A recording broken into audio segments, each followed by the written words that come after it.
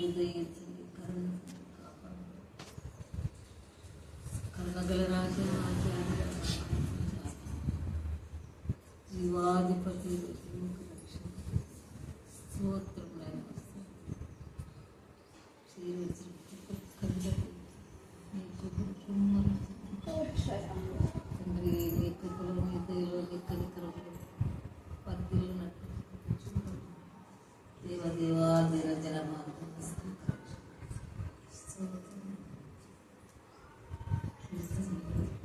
స్తుతి పాత్రలు స్తోత్రాలు. ఎన్నిక లేని వారు, ఏ యోగ్యత లేని వారు, కేవలం నీ ఉచితమైన ప్రేమ చేత కృప చేత మేము స్థుతిస్తున్నాం, మేము దయచేస్తున్నాం.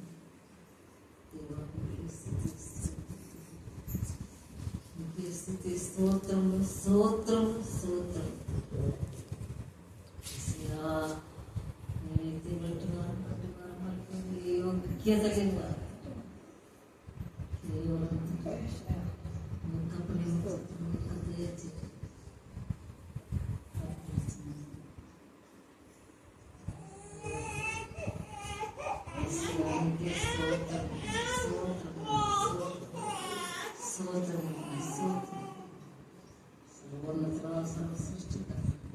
సర్వంతర్యాన్ని సర్వాధికారి స్థుతి స్తోత్రం. నేనైతే మట్టి యోగ్యత లేదు. అందరిని బట్టి స్తోత్రం.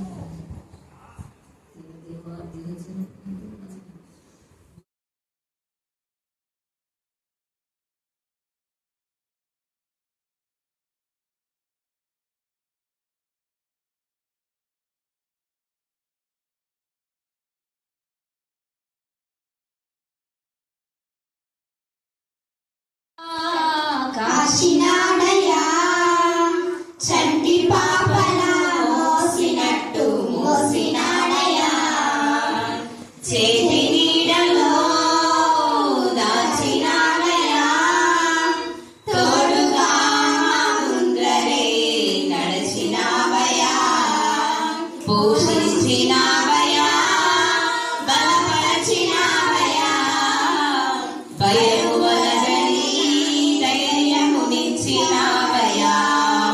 నడిపించినావయా, కాపాడినావయా, ఓట మంచులో విజయమునిచ్చినావయా, మా తలంపులు కావు నీ తలంపులే, మా జీవితాలలో కనిపించినావయా, మా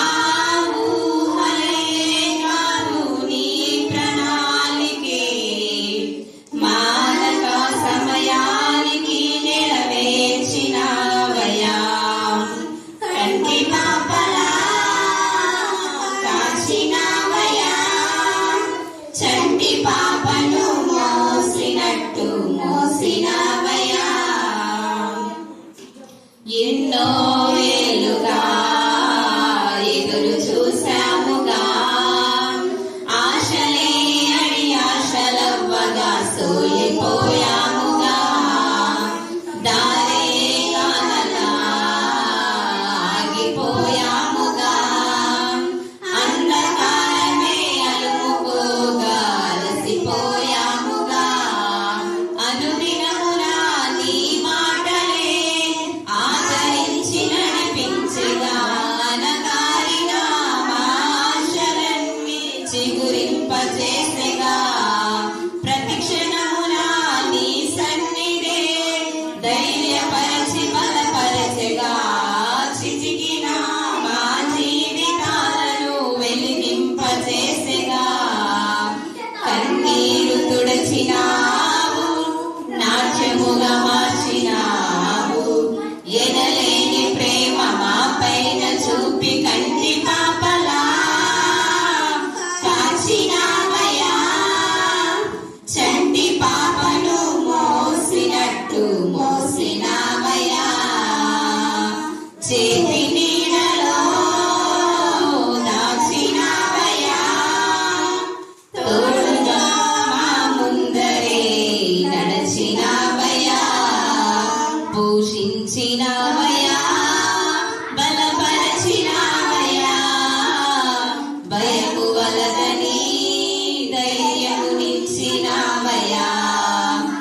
నడిపించినావయ్యా, కాపాడినావయ్యా. ఓట మంచులో విజయమునిచ్చినావయ్యా. మా తలంపులు కావు నీ తలంపులే, మా జీవితాలలో జరిగించినావయ్యా. మా ఊహలే కాదు నీ ప్రణాళికే, మానక సమయానికి నెరవేర్చినావయ్యా. కంటి పాపలా కాచినావయ్యా, చంటి పాపను మోసినట్టు మోసినావయ్యా.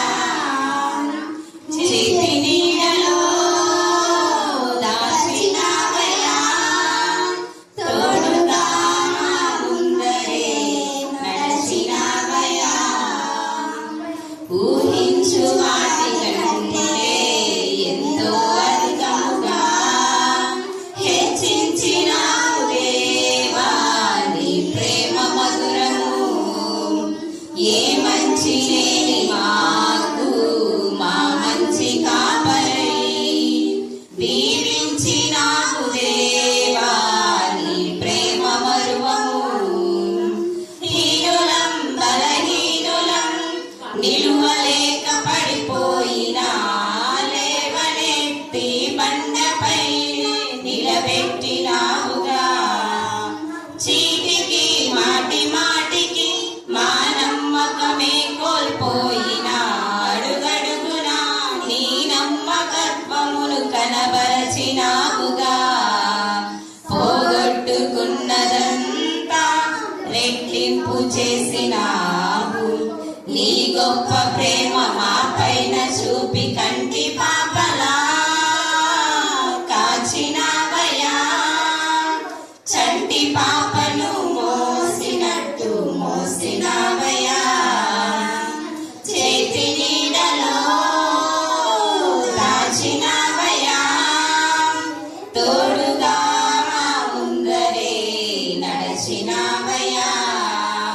పోషించినావయ్యా, బలపరచినావయ్యా. భయము వలదని ధైర్యమునిచ్చినావయ్యా. నడిపించినావయ్యా, కాపాడినావయ్యా. ఓట మంచులో విజయమునిచ్చినావయ్యా.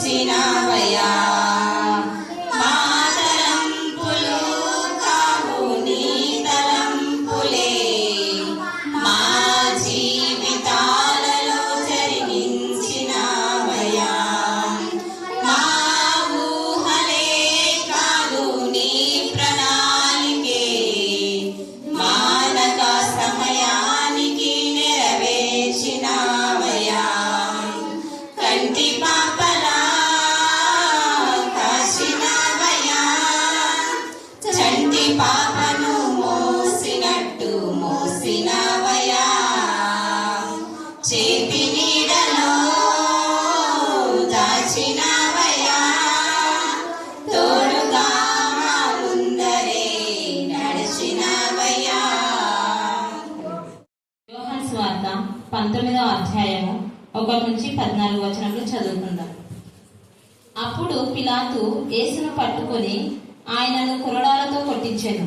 సైనికులు ముళ్లతో కిరీటమును అల్లి ఆయన తల మీద పెట్టి ఉదారంగు వస్త్రమును ఆయనకు తొడిగించి ఆయన యుద్ధకు వచ్చి యూదుల రాజు శుభమని చెప్పి ఆయనను అరచేతులతో కొట్టిరి.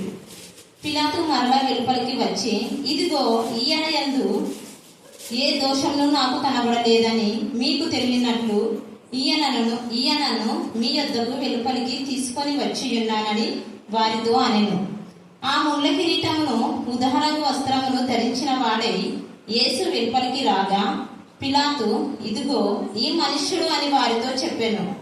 ప్రధాన యాజకులను బండ్రౌతులను ఆయనను చూచి సిలువ వేయుము అని కేకలు వేయగా పిలాతు ఆయన యందు ఏ దోషమును నాకు కనబడలేదు కనుక మీరే ఆయనను తీసుకొని పోయి సిలువ వేయుడని వారితో చెప్పెను. అందుకు యూదులు, మాకొక నియమము కలదు, తాను దేవుని కుమారుడని ఇతడు చెప్పుకొనెను గనుక ఆ నియమం చొప్పున ఇతడు చావవలెనని అతనితో చెప్పిరి. పిలాతు ఆ మాట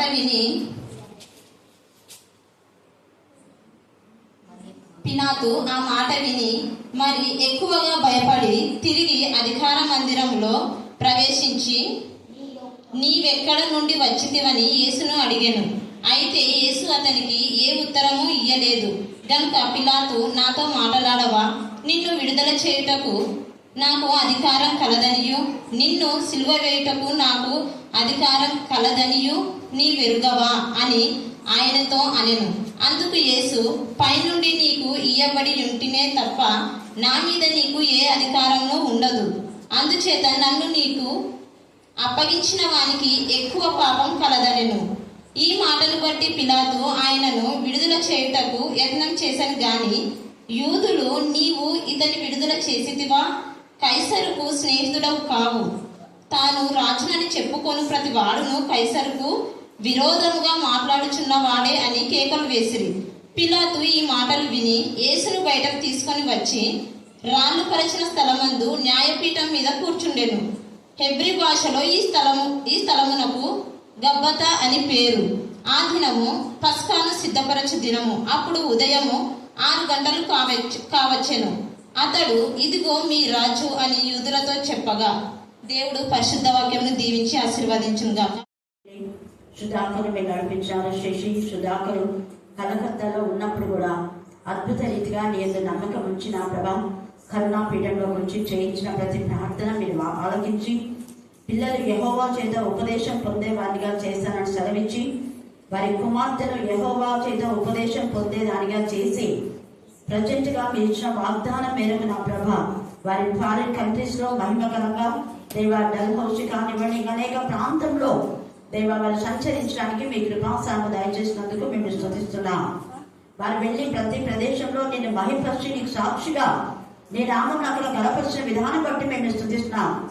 అక్కడ ఉన్న వారికి ఎవరికైతే నా ప్రభా కరుణాపీఠం గురించి తెలియజేశారో వారు విశ్వసించి నా ప్రభా నా తల్లే ప్రార్థన చేసుకున్నప్పుడు వారి జీవితంలో అద్భుతాలు జరిగించమని ప్రార్థిస్తున్నాం. అలాగే నా ప్రభా ఇప్పుడు కుమారుడు కూడా అద్భుత రీతిగా మీరు నా తండ్రి విదేశాలకు పంపుతానని ఇచ్చిన వాగ్దానము 2026 జనవరిలో మీరు నెరవేర్చేందుకు మేము స్తుతిస్తున్నాం. దేవా కుమారుడు కూడా మీ జ్ఞానాత్మత నింపి ప్రయాణంలో అన్ని సమస్తములు సమకూర్చి జరిగింపచేయమని ప్రార్థిస్తున్నాం. మీకే స్తోత్రం, మీకే స్తోత్రం, మీకే స్తోత్రం, మీకే స్తోత్రం, మీకే స్తోత్రం, మీకే స్తోత్రం, మీకే స్తోత్రం. అలాగే నా తండ్రి మరణం నుంచి జీవంలోకి నడిపించిన హేమలతను బట్టి కూడా మేము స్తుతిస్తున్నాం. దేవా మేరక కుటుంబాన్ని నా ప్రభా విక్టోరియా కుటుంబాన్ని అలాగనే ఇందిరా కిషోర్ కుటుంబాన్ని దర్శించడానికి కృప దయచేస్తున్నారు. అందుకు మేము స్తుతిస్తున్నాం. దేవా నా ప్రభా చంద్రకళ నా తండ్రి సుశీల్ వారి కుటుంబాన్ని దర్శించడానికి మీరు కృప ఇచ్చినందుకు మేము స్తుతిస్తున్నాం. వారి పిల్లలకు మీరు వాగ్దానం ఇచ్చిన ప్రభా ఫస్ట్ క్లాస్ లో ఘనమైన విషయాన్ని ఇచ్చారు. ఇంటర్లో జాయిన్ అయి నిన్ను గణపరిచే కృప ఇచ్చినందుకు మేము స్తుతిస్తున్నాం. ఫర్దర్ స్టడీస్ విషయంలో మీ కృపాసాము దయచేయమని ప్రార్థిస్తున్నాం. అలాగే నా ప్రభ నా తల్లి వారి గోనెగండ ఎస్ఐ నా ప్రభ నా తల్లి నాగరాజ్ కమల వారి గృహాన్ని దర్శించడానికి కృప దయచేస్తున్నారు. వారి ఇంటి ఈ సిలువ అన్నది ఎంత భయంకరమైందో అంత భయంకరంగా ఉంది. ఈ 19వ అధ్యాయం స్టార్టింగ్ లోనే అప్పుడు పిలాతు యేసును పట్టుకుని ఆయనను ఏం చేసినాడ? కొరడాలతో కొట్టించాడు. కొరడా అంటే ఒక్క కొరడాకు పెద్ద ఉంటుంది. కొరడా చాలా పెద్ద ఇంచు అంత దూరం పోతుంది. ఆ కొరడాకు అవి 9 దారాలాగా ఉంటాయి. ఒక విధమైన దారాలు వాటికి కొక్కి పెట్టింటారు. చిన్న చిన్న గుళ్ళు ఉంటాయి, మళ్ళీ ఇనుప గుళ్ళు ఉంటాయి. ఆ ఇనుప గుళ్ళ లోపల నుంచి కొక్కి ఇట్లా ఉంటుంది. గుళ్ళు మాత్రం కనపడతాయి, మనకు కొక్కి కనపడదు. ఇలా వేస్తే ఆ కొక్కి నుంచి ఇట్లాగా వేసే శరీరంలో నుంచి చారం మనం నాగలి దున్నుతాం కదా, నాగలితో అలాగా వేసే శరీరం భూమి దున్నబడిన రీతిగా దున్నబడుతుంది. తర్వాత పెద్దలు ఎలాగా మట్టి పెద్దలు వస్తాయో అలాగా వేసే శరీరము మాంసం ముద్ద వేలాడుతున్న మన కనికరం రాదు. లోపల ఎముకలు కనపడే వరకు ఏసైన కొరడాలతో కొట్టి ఇట్లా లోపలికి ఆ కుక్కిని దించి ఇట్లా అవుతారు. ఎంత బాధ, ఎంత వేదన. ఎవరిలోనన్నా కత్తి లోపలికి పెట్టి ఇలాగంటే ఎంత బాధ ఉంటుంది. ఒకవేళ మనం ముళ్ళు కుచ్చుకుంటే కూడా ఆ ముళ్ళు రైట్గా తీస్తేనే బాగా అట్టి అంటుంటే ఎంత నొప్పిస్తుంది. తీసేటప్పుడు ఉంటే పిండి పెట్టి ఇలాగ మమ్మ అని అరుస్తాం. మనం చిన్న ముళ్ళుకు అంత బాధపడతాం. మరి ఏం చెయ్యాలి? నీ కోసం నా కోసం కొరడా దెబ్బలు తిన్నాడు ఆయన. ఒకటి తక్కువ ఎంత 40 అంటే 39 దెబ్బలు కొరడా దెబ్బలు తినటానికి యేసయ్యను అప్పగించాడు ఇక్కడ పిలాతు. చూడండి, ఈ 19వ అధ్యాయం అంతా కూడా అన్యాయపు తీర్పు. పిలాతు అంటున్నాడు ఈయనలో ఏ నేరం లేదు అన్నాడు. 18వ అధ్యాయం చివరి భాగంలో చూస్తే ఈయనను విడుదల చేయాలి, ఈయన ఏ నేరము లేదు, ఏ దోషము లేదు అంటాడు. మళ్ళా రిపీట్ చేస్తే కూడా వాళ్ళు వినరు. అంటే అంత కఠినుడు, అంత నీచమైన వ్యక్తులు అని అర్థమవుతుంది. కొంతమంది బతుకులు భయంకరంగా పాప జీవితంలో ఉంటాయి. నిర్దోషులను దోషులుగా చేస్తారు. వాళ్ళు దోషులుగా ఉండి నిర్దోషులను కూడా దోషులుగా చేస్తారు. వాళ్ళు పాపులుగా ఉండి వేరే వాళ్ళు కూడా పైన పాపము నేరారోపణ చేసే వ్యక్తిత్వం కొందరికి ఉంటుంది.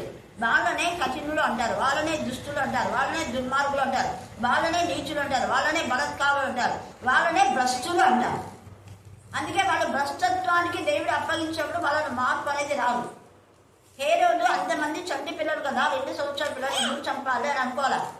ఎప్పుడైతే ఇదిగో యూదుల రాజు పుట్టాడు అనగానే ఎక్కడున్నాడు అని చెప్పాడు, వెతికితే దొరకలేదు. కాబట్టి యేసు ప్రభు దొరకనందు వలన 2 సంవత్సరాల లోపల నిర్దాక్షిణ్యంగా హారం లేకుండా చంపించాడు. ఎంత కట్టించాడు ఆ హేరోదు, అలా చంపించాడు. ఇంకొక హేరోదు దేవునికి విరోధంగా తల్లి లాంటి వదినతో పాపం చేశాడని చెప్పినందుకు యోహాను తల నరికేశాడు. ఇంత నీచంగా ఉన్నారు. ఎవరు వీళ్ళు అంటే న్యాయాన్ని పరిపాలించేవాళ్ళు. ఎక్కడుంది న్యాయం? అన్యాయమే వెళ్తాం. అలాగే ఇక్కడ కూడా ఈ పిలాతు ఈ యొక్క యేసు ప్రభులో ఏ దోషం లేదని 18 అంత తేటగా ఆయన చెప్పినా కూడా ఈయన మీ రాజు కదా, యూదుల రాజు కదా, మీ రాజును విడుదల చేస్తామంటే లేదు, వీరిని వద్దు, బరబ్బాను విడుదల చేయమని మరలా కేకలు వేశారు. ఎందుకు వాళ్ళు బరబ్బాను కోరుకున్నారు? బరబ్బాని ఎందుకు కోరుకున్నారు? త్వరగా ఇంత సింపుల్ క్వశ్చన్. బరబ్బాని ఎందుకు కోరుకున్నారు? వాళ్ళు దొంగలే, వీళ్ళు దొంగలే. ఎందుకంటే వాళ్ళు దొంగలు కదా, వాళ్ళు బతుకంతా దొంగలు బతికే. ప్రధాన యాజకులు అంటే పరిశుద్ధంగా నిర్దోషంగా దేవునికి మహిమకరంగా జీవించాలి. కానీ ప్రధాన యాజకులే ఈ పని చేస్తున్నారు. కారణం వాళ్ళ దొంగతనాన్ని, వాళ్ళ తప్పుడు జీవితాన్ని, వాళ్ళ నీచమైన జీవితాన్ని యేసయ్య బయట పెట్టినాడు. కాబట్టి యేసయ్య వాళ్ళకు నచ్చాలి. బరబ్బా దొంగనే, వాళ్ళు కూడా దొంగలే. అక్కడ అన్నాకైతే వాళ్ళంతా దొంగలే. దేవుని యొక్క మందిరంలో ఉన్న ఖజానాను దొంగిలించేవాడు, ఇష్టానుసారంగా వాడేవాడు, అక్రమమైన విధానంలో సొమ్ము దోచుకునేవారు, క్రమమైన విధానంలో కాదు. వాళ్ళ యొక్క పరిపాలన దేవుని మందిరంలో వాళ్ళు చేసేదంతా కూడా అక్రమమైన విధానంలో ఉంది. ఈ బరబ్బా కూడా అక్రమంగా దోచుకున్నాడు, క్రమంగా కాదు, న్యాయంగా కాదు, అన్యాయం. అందుకని మీరు అన్యాయం చేస్తున్నారు, న్యాయం లేదు, కనికరం లేదు, మీరు దాన్ని మర్చిపోయారు కదా. న్యాయంలో కనికరంలో మీరు విడిచితే అని మత్తయి సువార్త 23:23లో యేసయ్య తేటగా మనం గద్దిస్తాను. అలా గద్దించినందుకు ముఖాన వాళ్ళ తప్పిదాలు నేరారోపణ చేసినందుకు యేసయ్యను సెలవేయమన్నారు. నిర్దోషి అయిన యేసయ్యను దోషిగా చేశారు. దోషిగా ఉన్న బరబ్బాను నీతిమంతుడని తీర్పు తెచ్చారు. వాక్యంలో సామెతల్లో నీతిమంతుడే అనీతిమంతుడన్న పాపమే, దోషిని నిర్దోషి అన్నా కూడా 2 పాపమే. దోషిని దోషి అని చెప్పాలి. మనం యాజకులైన వాళ్ళు తప్పు చేసేవాళ్ళు వీళ్ళు తప్పు చేస్తున్నారని చెప్పాలి, పేరు పెట్టి చెప్పాలి. యాక్చువల్గా చెప్పాలంటే యేసయ్య చాలా చోట్ల పేరు పెట్టి చెప్తాడు. పేతురు అని చెప్పి సాతానా నా వెనుక పో అంటాడు. నా పేరు పేతురు కదా, నాకు సైతాన్ అంటున్నాడే అంటాడు. ఆడ సాధ్యత పని చేసినా కాబట్టి వెనుక పో అన్నాడు. అందుకనే ఈ రాత్రి కాలశంలో మనం ఏమి కోరుకుంటున్నాం? దేవునికి మన యొక్క కోరికలను బట్టి మనమంటే ఏంటో అర్థమైపోతుంది. వీళ్ళు బరబ్బాను కోరుకున్నాడు. పిలాతుకు ఆశ్చర్యం అయిపోయింది. ఇదేంటి ఇంత నీచమైన వ్యక్తి బరబ్బా అంటే భయంకరమైన బందిపోడు దొంగ, రక్త పిపాస చెప్పాలంటే ఎంతమంది ప్రాణాన్ని తీశారు, నరహంతకుడు. వీళ్ళు కూడా నరహంతకుడు కాబట్టి యేసయ్యను హత్య చేయాలి అని చూస్తున్నారు. తర్వాత 19వ అధ్యాయంలో 1 ఆయన దోషి అని చెప్పి దోషులను వాళ్ళు కోరుకున్నాడు. తర్వాత ఇక్కడ 19వ అధ్యాయంలో కొరడాలతో కొట్టించారు. ఆ తర్వాత ముళ్ళ కిరీటం అల్లి ఆయన తల మీద పెట్టారు. ఎందుకు? ఆయన ముళ్ళ కిరీటమే పెట్టాలి. ఎన్నో కిరీటాలు ఉన్నాయి, కానీ వాటన్నీ పెట్టకుండా స్పెషల్ గా ముళ్ళ కిరీటమే పెట్టడానికి కారణం ఏమంటే, ఈయన తీసుకొచ్చింది కపాలం అనే స్థలానికి. కపాలం అంటే పుర్రె, దాన్ని గొల్గోతా అంటారు, గబ్బాత అంటారు. హెబ్రీ భాషలో ఇలాగున్నాయి, గొల్గోతా, గబ్బాత, కపాలం. కపాలం అంటే పుర్రె. ఆ పుర్రె అంటే మానవ యొక్క తలలో మెదడులో ఉన్నటువంటి నాడీ వ్యవస్థ వేరే ఎక్కడ లేదు. మీకు తెలుసు, సైన్స్ చదివే వాళ్ళకంతా తెలుసు. ఎన్ని చిన్న చిన్న చిన్న చిన్న చిన్న చిన్న కణాలు ఉంటాయి కదా, ఆ నాడీ వ్యవస్థలో ఒక్క నరాన్ని మనం తీయాలంటే తీయడానికి వీలు కాదు. అంటే ఒక నీటిలో నాచు ఉంటుంది. నాచు అంటే పేరుకొని పెట్టదు కదా, తెలుసు కదా మీకు. పాకలు అంటారు మీరు. పాకలు పెద్ద పేరుకొని పెడితే ఆ నాచుని ఒక్కటి మనం తీస్తామా? తీయలేదు. ఒక నాచుని తీస్తే 100 నాచులు వస్తాయి. ఈ మానవుని యొక్క తలంపులో ఒక చెడ్డ తలంపులకు 100 చెడ్డ తలంపులు తోడాయి. ఒక పాపానికి 100 పాపాలు చేయడానికి. అందుకని మానవ తలంపులన్నీ కూడా ఒకదానికి పాపం చేస్తూనే వెళ్తున్నారు. వాళ్ళ తలంపులు అన్నవి ఎక్కడ నాన్ స్టాప్ అయినట్టుగా చేస్తున్నారు. పాపంలో పాపం కూర్చుకుంటున్నారు. మానవుని యొక్క అందుకే నరుని చేసినందుకు యెహోవా సంతాపపడదని ఆదికాండం 6:6లో మనం చూస్తాం. సంతాపపడిన దేవుడికి ఎంత బాధ. నరులను చూసి ఆయన ఆనందించాడు. మొదట తన స్వరూపంలో తన పోలిక చొప్పున నరులు చేసుకుని ఎంతో నరులు ఆనందించి సంతోషించి వారితో కాపురములు, వారితో సహవాసం చేయాలని ఆయన ఇష్టపడితే, అదే నరుడు ఏదైనా తన ప్రియ కుమారుడు, తన ముద్దు బిడ్డలు, తన ఏకైక కుమారుడు, అద్వితీయ కుమారుడు అంటే ఇంకా ఆయన కంటే కేవలం దేవుడే అంటారు. అద్వితీయ కుమారుడు సిలువ వరకు తీసుకొచ్చారు. కొలలతో కొట్టించారు, ఆయన అవమానపరిచారు, తర్వాత ఉమ్మి వేశారు, ఆయనను గుద్దారు. ఆయన తలపైన ముళ్ళ కిరీటం పెట్టడానికి కారణం ఏంటంటే, ఆ ముళ్ళు తలలో గుచ్చబడి మానవుని తలంపులలో ఉన్న పాపమంతా బయటికి రావడం కోసం. యేసయ్య తలలో మానవుని యొక్క ప్రతి పాపము ఒక ముళ్ళ యేసయ్య తలలో గుచ్చబడింది. లోపలికి గుచ్చబడి రక్తం కళ్ళ నిండా అంతా రక్తమే అండి, చూడడానికి కూడా లేదు. మొత్తం కళ్ళ నుంచి, తల నుంచి కళ్ళంతా కూడా కనపడకుండా ఆ యొక్క నల్ల గుడ్డు ఎర్రగా అయిపోయి కారి కల్వరి కొండ చీలి ఆయన చేతుల్లో నుంచి కారినటువంటి మేకులతో కొట్టినటువంటి ఆ యొక్క నరాలు తెగవేయబడి కారిన రక్తం, తలలో ముళ్ళు గుచ్చడం ద్వారా కారిన రక్తం, కొరడాలు కొట్టడం ద్వారా శరీరం నుంచి ప్రవహించిన రక్తం, 2 కాళ్ళు ఒక్కటిగా చేసి మేకలతో కూర్చోండి ఆ రక్తం అంతా కలిసి కల్వరి కొండ పైన పడితే, కల్వరి కొండ భయపడి అది చీరింది. మధ్య చీరినటువంటి ఆ యొక్క సందులలో నుంచి రక్తం కారి చాలా పెద్ద కొండ, అది ఎత్తైన కొండపై నుంచి కారినటువంటి రక్తము భూమి కింది భాగంలో కొన్ని వేల సంవత్సరాల క్రితం తండ్రి అయిన దేవుడు ఎవరికి కనపడకుండా కరుణాపీఠంను దాచిపెట్టాడు. ఆ భూమి కింది భాగంలో ఉన్న కరుణాపీఠంలోకి వచ్చి పడింది యేసయ్య రక్తం. దానిని రోమియోట్ అనే వ్యక్తి కనుగొన్నాడు. ఆ రక్తాన్ని తీసుకొని పోయి చిత్రశిక్ష కూడా చేశాడు. నేను చెప్పిన నాకు వచ్చిన దర్శనంలో నేను అలాగే చూస్తూ ఉండగా ఆ రక్తంను యేసయ్య అలాగనే ఉన్నాడు. నేను యేసయ్యను చూస్తూ ఉన్నా, కానీ తండ్రి అయిన దేవుడు ఆ రక్తంను తీసుకొని నాకు రాసినప్పుడు నా శరీరం అంతా రక్తం ప్రవహించిందని నేను చెప్పాను. దేవుని యొక్క మహాశక్తి విడుదల అవుతుంది. ఆయన ఏం చెప్పాడంటే, మీరు పస్కా ఆచరించేటప్పుడు మీ నిలువు కమ్ములకు, అడ్డ కమ్ములకు రక్తాన్ని పూయండి. గొర్రెను వధించి ఆ రక్తాన్ని పూయండి. కేవలం నిలువు కమ్ములకు, అడ్డ కమ్ములకు రక్తం పోయడం ద్వారా ఇంట్లో ఉన్న వాళ్ళందరికీ క్షేమం. అంటే ఆ యొక్క సంహారకుడు ఆ ఇంటిని దాటి వెళ్ళిపోతాడు. వాడి ఇంటి లోపలికి రాడు. వాడి భయం. ఎవరి నొసటైతే యేసయ్య రక్తం ఉందో, ఎవరి నొసటైతే యేసయ్య నామం ఉందో, మన ప్రకటనలో నేను నా నామమును మీకు ముద్రిస్తానని, నా నామం మీకు పెట్టబడినది. మన నొసట పైన ఆయన నామాన్ని రాస్తాడు. ఆయన రక్తాన్ని లిఖింప చేస్తాడు. ఆయన రక్తము మన నొసట ఉన్నప్పుడు, ఆయన నామం మన నొసట ఉన్నప్పుడు, పరిశుద్ధాత్మ ద్వీపం మనలో ఆ యొక్క దీపం వెలుగుతూ ఉన్నప్పుడు దుష్ట శక్తులు అన్ని కాలిపోతాయే కానీ మనకు హానించదు. హల్లెలూయా, హల్లెలూయా, హల్లెలూయా.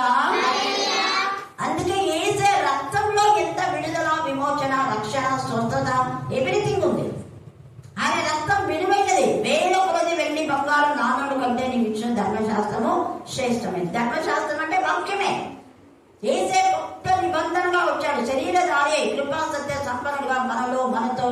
మన మధ్య నివాసం చేస్తున్నాడు. ఆయన ఎల్లప్పుడు ఉన్నాడు. తప్పుడు బదులు ఎప్పుడు పరిశుద్ధాత్మ వస్తుంది అంటున్నాడు. అవివేకుడు ఎల్లప్పుడూ మీతో ఉండడం కోసమే నేను ఆదరణకర్తను పంపించాను అన్నాడు. ఇంత శ్రమలు పడడానికి ఏసే కారణం ఏంటంటే మనల్ని విడిచిపెట్టకుండా ఎల్లప్పుడూ మనతో ఉండడం కోసమే. అందుకనే ఇక్కడ పిలాతు చూడండి, ఇంత ఆయన ఆలోచిస్తుంటే ఆయనకు బాధ అనిపిస్తుంది, కానీ ఏమి చేయలేని స్థితి.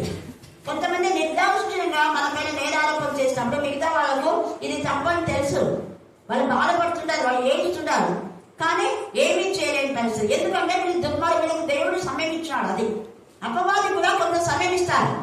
అపవాదిని బంధించి కొంతకాలం వరకు వారికి సమయం ఇచ్చి దేవుడు వదిలిపెడతాడని ప్రకటన 20లో ఉంది. అలాగనే వాళ్ళు ఇలాగ చెయ్యనని దావీదు కూడా అంటారు. షిమి అనేవాళ్ళు చెప్పిస్తూ ఉంటే వాడిని నీకు మేలు చేస్తే మేలు చేసిన దావీదుకు నువ్వు ఇలాగ హాని చేస్తావా, దావీదు పైన ఇలా మాట్లాడతావా అనేసి సెరూయా కుమారులు గద్దించి వీని మేమేమైనా చేయటమా అంటే సెరూయా కుమారులు అలా ఏం చేయటండి మన అలా మాట్లాడమని దేవుడు చెప్పారు. వారి మాటను బట్టి దేవుడు ఇంకా నన్ను ఆశీర్వదిస్తాడు. 200 ఆశీర్వాదం పొందుకొని సిక్లకు వాడి యొక్క ప్రాపర్టీని తన ప్రాపర్టీని డబుల్ బ్లెస్సింగ్స్ వచ్చాయి దావీదుకు. హల్లెలూయా హల్లెలూయా హల్లెలూయా హల్లెలూయా. ఆ సిక్లకు వెళ్ళేటప్పుడు దేవుడి దగ్గర విచారం చేస్తారు, దేవా నేను వెళ్ళుదునా మానుదా. మొదటి సమయం 30 చదువుకోండి, అక్కడ తేటగా రాయబడింది. ఎంత గొప్ప దేవుడు, ఆయనకి ఇచ్చిన వాటన్నిటిని అందరూ పొందుకునేలా చేశారు దావీదు. దావీదు ఎన్ని శ్రమలు పొందాడో మనకు అర్థమైతే యేసే శ్రమలలో కొంత భాగం. యేసే ఇలా శ్రమ పడతాడని ప్రవచన రూపకంగా 22వ కీర్తన రాస్తాడు దావీదు. అలాగే కన్నీళ్లతో నా పడక కొట్టుకొని పోతుంది అంటాడు. ధర్మశాస్త్రం అనుసరించకపోయినందుకు నా కన్నీరు ఏరులై పారింది అన్న దావీదు విధానంలోనే యేసయ్య హెబ్రీయులకు రాసిన పత్రిక 5వ అధ్యాయంలో ఆయన శరీరధారి అయి ఉన్న దినాలలో మహారోదనంతోనూ కన్నీళ్లతోనూ తన మరణం నుంచి రక్షించగల వారికి యాచనలు చేసిన విజ్ఞాపన చేసినందున అంగీకరింపబడి ప్రార్థన దేవుడు అంగీకరించాడు. ఈరోజు హైదరాబాద్ నుంచి వచ్చిన శశి సుధాకర్ పెద్ద ఆఫీసర్స్ వాళ్ళు అయితే వాళ్ళు ఇచ్చిన సాక్ష్యం ఒకటే, ఎప్పుడు ఇక్కడికి వచ్చి ప్రేయర్ చేయించుకొని పోతారో ఖచ్చితంగా అది నెరవేరుతారు. మన పిల్లల కూతురి వివాహ విషయంలో ఆ పాప చిన్నప్పటి నుంచి నాకు ప్రేయర్లో చేయించేది పాప గురించి. ఇప్పుడు ఆమె ఫారిన్లో ఉంది, ఆమె హస్బెండ్. అద్భుత రీతిగా దేవుడు అద్భుత రీతిగా మళ్ళీ కొడుకు పోయినసారి వచ్చింది, ఒకసారి ఇక్కడికి వచ్చి ప్రేయర్ చేయించుకొని వెళ్ళిస్తాను. ఒక 1 year అయిండొచ్చు. అప్పుడు నాకు తెలియకుండా నేను చెప్పినా, అమ్మ నీ కొడుకును కూడా దేవుడు విదేశాలకు పంపిస్తాడు, యెహోవా చేత ఉపదేశం పొందినా అంటే ఎక్కడక్క అని ఖచ్చితంగా పంపిస్తాను. ఇప్పుడు వచ్చింది ఆ కొడుకు. హల్లెలూయా హల్లెలూయా. అందుకే మళ్ళీ కృతజ్ఞతగా వచ్చి అందరు ప్రేయర్ చేయించుకొని మళ్ళీ నన్ను పనులు తీసుకుని వెళ్ళి మళ్ళీ క్షేమంగా దేవుని నామని మహిమ కలుగు. ఇవన్నీ కారణం ఏంటంటే మన మంచి ఆలోచన మనకి ఇవ్వడానికి, మనకు జ్ఞానం ఇవ్వడానికి, మన సమృద్ధిని ఇవ్వడం కోసమే యేసయ్య ముళ్ళ కిరీటాన్ని ఆయన ధరించి మనకు రక్షణ అనే శిరస్త్రాణములు ధరించడానికి, నీతి అనే వస్త్రాన్ని ధరించడానికి ఆయన వస్త్రములు వేరు చేయబడ్డాయి. ఆయన వస్త్రముల కోసం చీటి వేశారు. మనకు రక్షణ వస్త్రాలు, స్తుతి వస్త్రాలు, మహిమ వస్త్రాలు, ధవళ వస్త్రాలు, ఆనంద వస్త్రాలు, సంతోష వస్త్రాలు మనకు ధరింప చేయడం కోసమే యేసే వస్త్రములను వారు చీట్లు వేసుకున్నారు. నిలువుటంగి అది ఏకంగా ఉంది అని వాక్యంలో ఉంది. అందుకే ఆయన విలువైన వస్త్రము అక్కడ వారు పంచుకోవడానికి చీట్లు వేసుకున్నారు. చూసారా? కారణం ఒక్కటే, ఆయన వస్త్రము తీసివేయబడి రక్తవర్ణ వస్త్రం ఆయన ధరించడానికి, నిన్ను నన్ను దేవునికి మహిమకరమైన బిడ్డగా రాజకుమార్తెలుగా ఉంచడం కోసమే. అలాగే ఆయన తల ముళ్ళ కిరీటం ధరించడానికి ప్రకటనలో ఆయన తలపైన అనేక కిరీటాలు ఉన్నాయంట. ఆ కిరీటాలు ఏంటంటే నువ్వు నేనే, నిన్ను నన్ను కిరీటంగా చేసుకొని తలపైన ఎంత ప్రేమపడుతుంది. మనకు శిరస్సు అయిన యేసయ్య తలపైన అనేక కిరీటాలు ఉంటాయి, లెక్కింపలేనివి, అంత ఉంటాయి. ఆ అనేక కిరీటాలని అంటే ఒక్కొక్క కిరీటం నీకు పెడుతుంటే ఇంకా వస్తూనే ఉంటాయి కిరీటాలు. అనేక కిరీటాలు ఉన్నాయని రాయబడింది. ఆ కిరీటాలన్నీ నీకు నాకు పెట్టడం కోసం ఆయన తలను ముళ్ళ కిరీటం, ముళ్ళ మట్టం ధరించడం జరిగింది. తర్వాత పిలాతు అంటున్నాడు కదా, ఏ దోషంలో నాకు ఈయన ఎందుకు కనబడలేదు అన్నాడు. మళ్ళీ ఒకసారి చెప్పాడు, ఇప్పుడు థర్డ్ టైం ఈయన ఎందుకు నాకు ఏ దోషం లేదు అని అన్నాడు. అప్పుడు వాళ్ళు అన్నారు, 6వ వచనం చదవండి, 19:6. ప్రధాన యాజకులను బంధువులను ఆయన చూచి సిలువ వేయమని కేకలు వేశారు. వాళ్ళ పాపాలు బయటపడతాయి. ఈయన బ్రతుకుంటే మా బతుకులు బయట పెట్టేస్తాడు. ఈయన బ్రతుకుంటే మేము ధర్మశాస్త్రాన్ని తప్పు చెప్తున్నారని చెప్పారు. ఈయన చచ్చిపోతే మాకు బాగుంటాయి, తప్పుడు బదులు ఏమైనా చేయొచ్చు. ముఖ్యంగా ప్రధాన యాజకులే. చాలా సంఘాలు పాడు కావడానికి పదే యెజబెలు యొక్క ఆత్మ అనేకులలో ప్రవేశించి సంఘాలను పాడు చేస్తా ఉంది. ఎదిగే మొక్కలను అణచివేస్తా ఉన్నారు. ఎదిగే సంఘాలు దాన్ని బట్టి తెలుసుకోవాలా, ఎదుగుతున్నామా తరుగుతున్నామా అంటే మన బతుకులు ఏంటి అనేది అక్కడనే అర్థమైపోతుంది. ఎవరు చెప్పిన అవసరం లేదు. నానాటికి బలాభివృద్ధి చెందుతున్నారని ఎక్కువ ప్రార్థన చేసే వారుగా ఉండాలి, ఎక్కువ దేవుని గణపరిచే వారుగా ఉండాలి, అప్పుడు ఆశీర్వాదం. అందుకే ఇక్కడ వాళ్ళంతా కూడా కేకలు వేస్తున్నారు. కారణం ఆయన బ్రతికితే మా దోషాలు బయటపడతాయి. అయితే పిల్లలందరూ ఈయన ఏ దోషం లేదు అంటే మీలో దోషం ఉంది అనగారు. ఈయనలో ఏంటి దోషం లేదు, నిర్దోషుడే. మీరు దోషి అన్నారంటే మీలో దోషం ఉంది. నిర్దోషుడే న్యాయకర్త ఈయనకు అన్యాయ తీర్పు మీరు తీరుస్తున్నారంటే మీరు అన్యాయస్తులు. తేటగా వాళ్ళ ముఖం పచ్చడేలా మాట్లాడుతున్నారు, కానీ వాళ్ళకి బుద్ధి రాలేదు, వాళ్ళు రాదు కూడా. ఎందుకంటే భ్రష్టత్వానికి కఠినులు, వాళ్ళు మారరు. లూసిఫర్ మారలేదు కాబట్టి, లూసిఫర్ వాళ్ళ హృదయాల్లో ఉంది కాబట్టి వాళ్ళకు మార్పు రాదు. లూసిఫర్ మారితే కదా వాళ్ళు మారేది. అదే అక్కడ తర్వాత చూడండి 7వ వచనం. అందుకు యూదులు మాకు ఒక నియమం కలదు, తాను దేవుని కుమారుడని ఇతడు చెప్పుకోలేను కనుక ఆ నియమం చొప్పున ఇతడు చావాలని అతనితో చెప్పి దేవుని కుమారుడు ఉన్న సత్యం చెప్పాడు. నేను సత్యంలో చెప్పడానికే వచ్చాను. పిల్లలతో 18వ అధ్యాయంలో మనం చూస్తాం. నేను బాహాటంగా అందరికీ చెప్పాను కదా నేను దేవుని కుమారుని అని. దేవుని కుమారులను దేవుడు నన్ను పంపాడు, దేవుడు పంపినందుకే నేను సత్యం చెప్తున్నా, మీలో ఉన్న రుసుకులని బయట పెడుతున్నాను అన్నాడు. అయితే సత్యం చెప్పినందుకు నన్ను ఇలా చేస్తారా అన్నాడు. నేను దేవుని కుమారునే, నిజం చెప్తున్నా. నేను వీళ్ళకేమి దేవుడు ఒక్కడే, ఇంకా కుమారుడు ఎవరు లేదు, పరిశుద్ధాత్మ లేదు, ఎవరు లేదు, దేవుడు ఒక్కడే, దేవుడు ఒక్కడే, దేవుడు ఒక్కడే. దేవుడు ఒక్కడే కాదు. ఎవరంటున్నారు? తండ్రి అయిన దేవుడు మనము అన్నాడు. ఆ తెలివి లేదు వీళ్ళ. ధర్మశాస్త్రం అన్నారు. మరి ధర్మశాస్త్రంలో ఆది కాలంలో నరులను చెయ్యుదము అన్నాడు. చెయ్యుదును అన్నాడా? లేదు. చెయ్యుదము అన్నాడు. మనిషి ఒక్కడే. మనిషిలో ప్రాణాత్మ దేహం కలిస్తేనే మనిషి అవుతాడు. మనిషి ఒక్కడే. కానీ ఆ మనిషిలో ప్రాణం ఉంది, ఆత్మ ఉంది, రక్తం ఉంది అని వాళ్ళకి చెప్పినా కూడా ఒక అర్థం కాదు. ప్రాణాత్మ దేహములో ఇంక్లూడింగ్ ఉంది. అవన్నీ కలిస్తేనే ఒక మనిషి. మనిషి మనసే, ప్రాణమే, ఆత్మే, దేహం. మేము మనిషే నమ్ముతామంటాడు అవివేకి. అందుకే వీళ్ళ మూర్ఖత్వానికి యేసే బలిపశువుగా అయ్యారు. ఈ రాత్రి యేసేను మరలా మన క్రియల ద్వారా శిలువ వేస్తున్నామేమో. అపోస్తలుడైన పౌలు అంటాడు, మరలా మీరు ఆయన శిలువ వేస్తున్నారా? ఆయన శిలువ వేస్తున్నారు కాబట్టి ఆయన స్వరూపము మీరు ఏర్పడి వరకు నాకు మరలా ఏమైందంట? ప్రసవ వేదన అంట.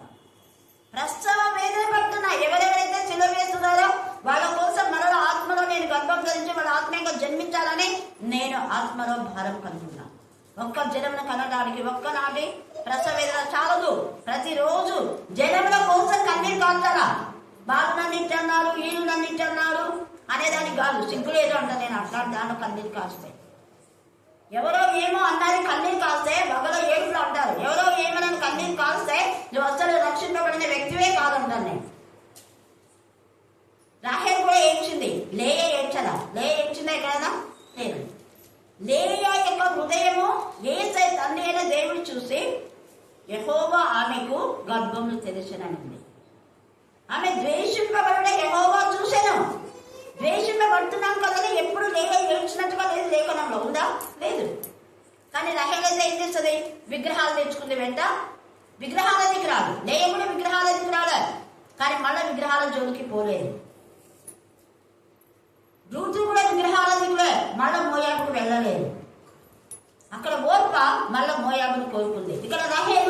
విగ్రహాలు తెచ్చుకుంది.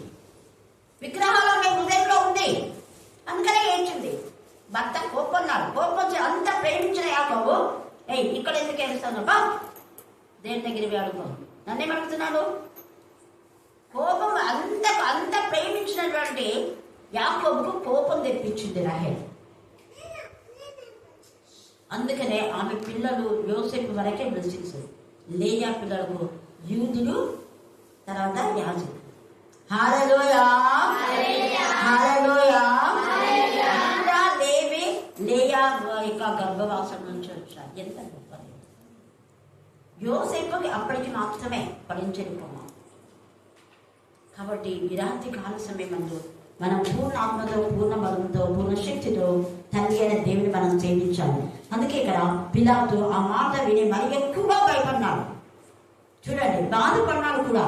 తర్వాత అంటున్నాడు, యేసయ్యని మళ్ళీ అడుగుతున్నాడు, నువ్వు ఇలా అంటున్నాడు, నువ్వేం మాట్లాడవంటే నేను ఎన్నోసార్లు చెప్పాను కదా. అవును, నేను దేవుడికి మాట, నీకు ప్రత్యుత్తరం ఇవ్వాల్సిన అవసరం లేదు. నాకు ప్రత్యుత్తరం ఇస్తే నేను నిన్ను విడుదల చేసే అధికారం నాకుందంటే అధికారం అది నీది కాదు.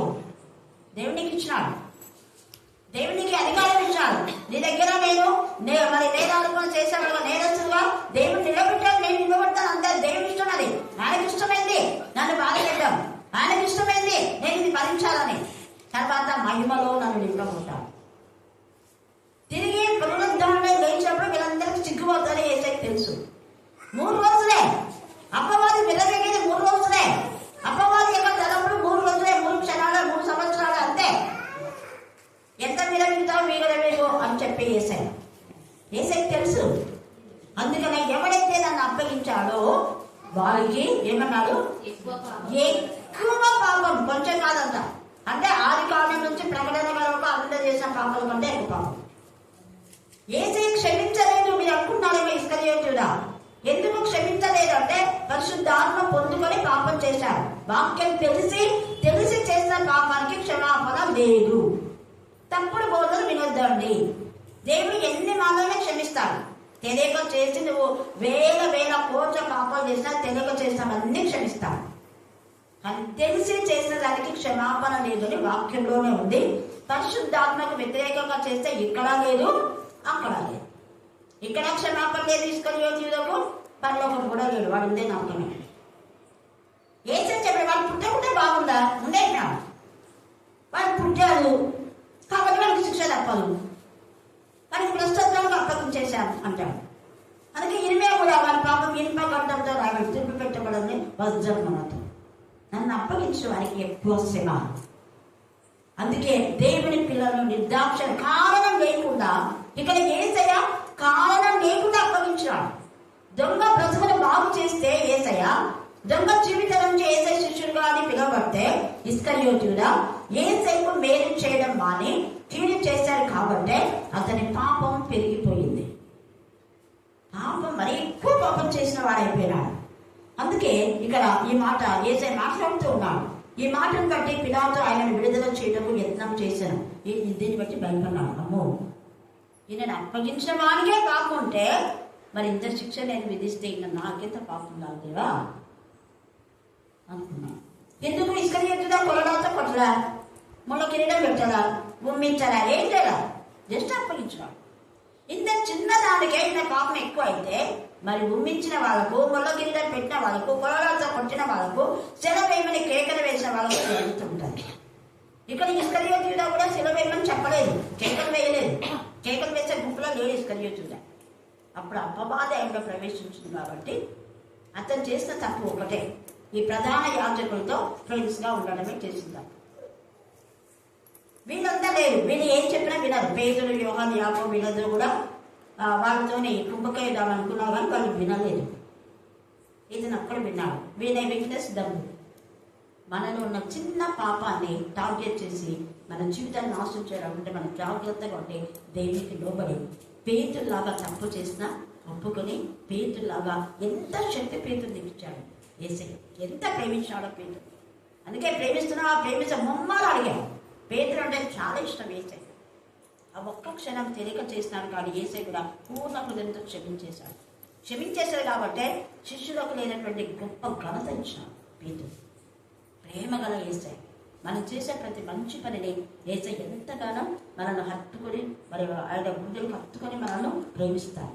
ఈ రాత్రి యేసే రక్తం ప్రతి పాపంలో కడిగి మన జీవితానికి నూతన కీళ్ళను మూలుగలుగా విభజించినంత మట్టుగా దూరేది ఆయన వాక్యం, ఆయన రక్తము పరిశుద్ధాత్మ అగ్ని. అందుకే హెబ్రీ 4:12 మీరు తర్వాత చదువుకో. రెండంతగా వాక్యం అది మన మూలుగలలో ఉన్న వ్యాధిని కూడా బయటికి తీసేది అంత పవర్. కాబట్టి ఆయన శిలువను ధ్యానిస్తూ ఆయనలో ఆనందిస్తారు. దేవుడు ఈ వాక్య భాగం దీవించి ఆశీర్వదించుగాక. ఆమేన్, ఆమేన్, ఆమేన్.